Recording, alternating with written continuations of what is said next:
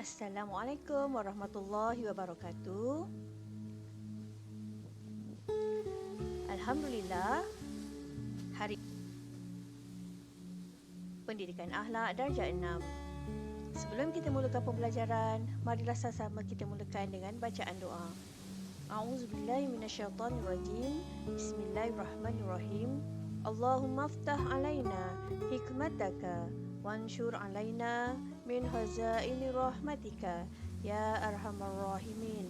Rabbi shrah li sadri wa yassir li amri wahlul 'uqdatam min lisani yafqahu qawli. Rabbi zidni ilma warzuqni fahma. Amin. Untuk murid, kita akan masuk pelajaran yang kedua, iaitu adab terhadap alam sekitar.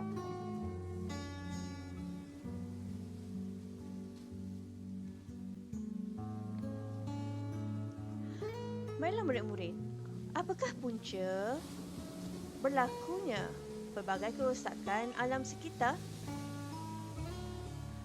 Dalam Al-Quran telah menyatakan bahawa antara punca berlakunya kerosakan dan kemusnahan alam sekitar adalah hasil daripada perbuatan manusia itu sendiri.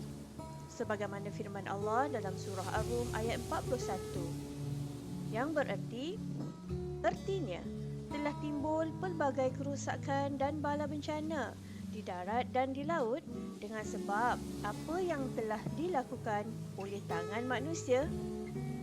Timbulnya yang demikian kerana Allah hendak merasakan mereka sebahagian dari balasan perbuatan-perbuatan buruk yang mereka telah lakukan, supaya mereka kembali insaf dan bertaubat.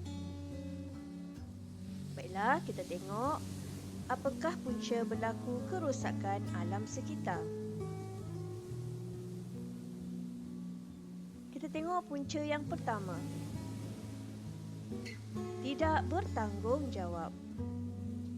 Tidak bertanggungjawab dalam menjaga dan memelihara alam sekitar. Yang kedua, kurang kesedaran. Kurangnya kesedaran untuk menjaga kepentingan alam, di mana alam ini adalah anugerah Allah Subhanahu Wa Taala yang perlu kita jaga. Yang ketiga, sikap tamak dan rakus. Sikap tamak dan rakus terutamanya terhadap sumber-sumber alam. Yang keempat, pembuangan asap kilang yang tidak terkawal. Seterusnya, memburu binatang dan menebang pokok tanpa kawalan. Dan akhir sekali, penggunaan bahan kimia berlebihan, seperti contoh penggunaan racun serangga, baja kimia dan sebagainya.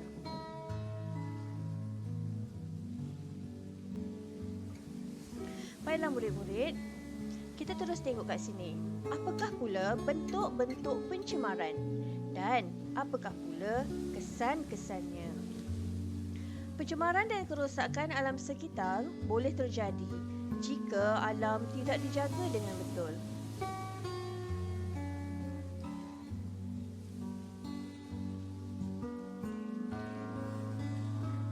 Jadi, apakah bentuk pencemaran? Yang pertama, pencemaran udara. Yang kedua, pencemaran air. Yang ketiga, pencemaran tanah. Yang keempat, pencemaran bunyi. Dan yang kelima, pencemaran bau.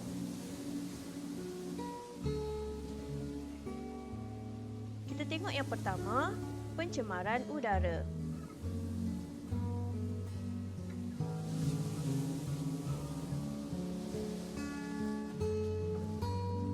Kesan akibat pencemaran udara. Pertama, menjejaskan kualiti kesihatan. Yang kedua, memberi kesan buruk kepada haiwan. Yang ketiga, terjadinya hujan asid. Hujan asid ni adalah disebabkan air hujan yang turun bergabung dengan karbon dioksida dan gas-gas berasid yang terdapat di atmosfera. Yang keempat, menipiskan lapisan ozon dan pemanasan global. Lapisan ozon ni adalah sebagai satu lapisan penapis dan ia sangat penting pada permukaan bumi sebagai perlindungan daripada pancaran UV yang berlebihan. Pemanasan global pula berkaitan dengan peningkatan suhu dunia. Dan suhu bumi telah meningkat dan kadarnya berbeza mengikut benua dan kawasan yang tertentu. Dan kesan yang terakhir ialah mengganggu sistem pernafasan. Mereka yang menyedut udara tercemar akan berisiko menghadapi pelbagai penyakit terutamanya pada saluran pernafasan seperti contoh asma, alahan pernafasan dan sebagainya.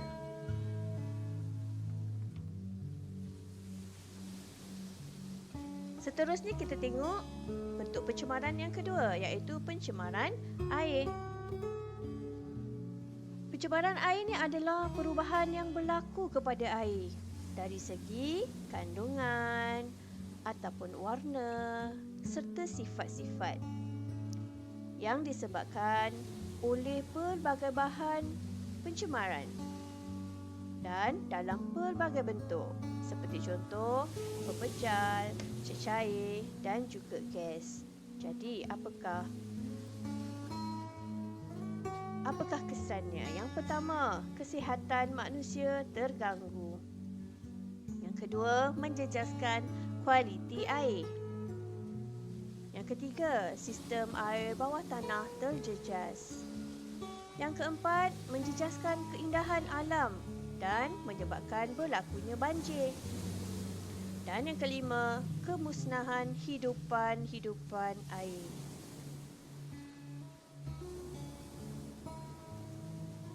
Seterusnya kita tengok pencemaran yang ketiga iaitu pencemaran tanah.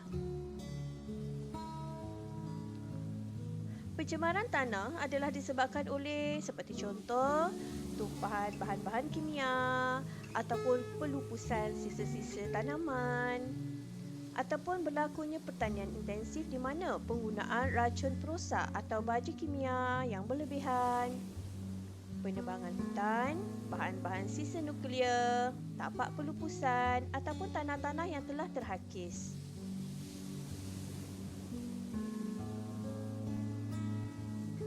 Jadi apakah pula kesannya? Yang pertama, tanah beracun. Yang kedua, penyebaran penyakit. Yang ketiga, tanah menjadi kurang subur. Yang keempat, membunuh mikroorganisma baik. Yang kelima, berlaku hakisan tanah. Seterusnya kita tengok pencemaran yang keempat iaitu pencemaran bunyi. Pencemaran bunyi adalah penghasilan bunyi yang kuat, yang bising. Contoh, daripada mesin, bunyi pelbagai kenderaan, kerja-kerja pembinaan, bunyi-bunyi haiwan, sistem audio atau pembesar suara dan sebagainya.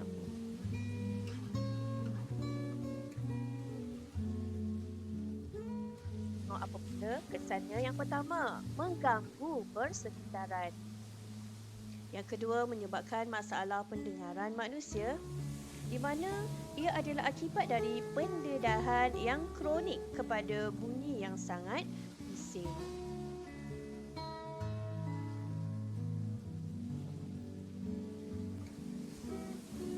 Dan yang kelima, pencemaran bau.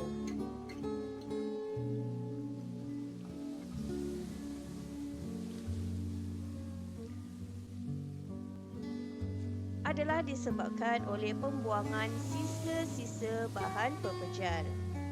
Dan ini menyebabkan kawasan itu tercemar dengan bau yang sangat busuk.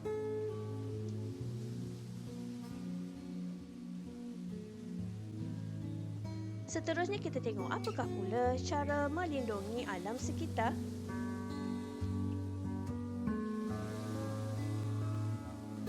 Yang pertama, perlu meningkatkan kesedaran dalam diri betapa pentingnya menjaga alam sekitar.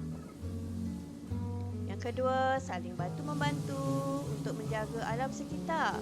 Sama-sama berganding bahu, bergotong royong dalam menjaga alam sekitar. Yang ketiga, mematuhi peraturan-peraturan yang telah ditetapkan. Yang keempat, pemeliharaan dan penanaman semula pokok-pokok.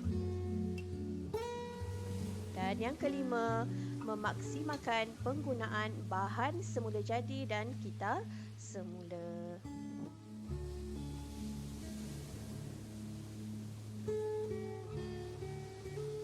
Sesi pembelajaran kita pada hari ini. Dan di sini saya ada sertakan soalan latihan pengukuhan. Dan apa yang perlu kamu buat adalah lengkapkan rajah di bawah. Baiklah, semoga kita bertemu lagi dalam sesi pembelajaran yang akan datang. Cikgu sentiasa mendoakan kamu semua agar cemerlang di dunia dan di akhirat. Baiklah semua, Assalamualaikum warahmatullahi wabarakatuh.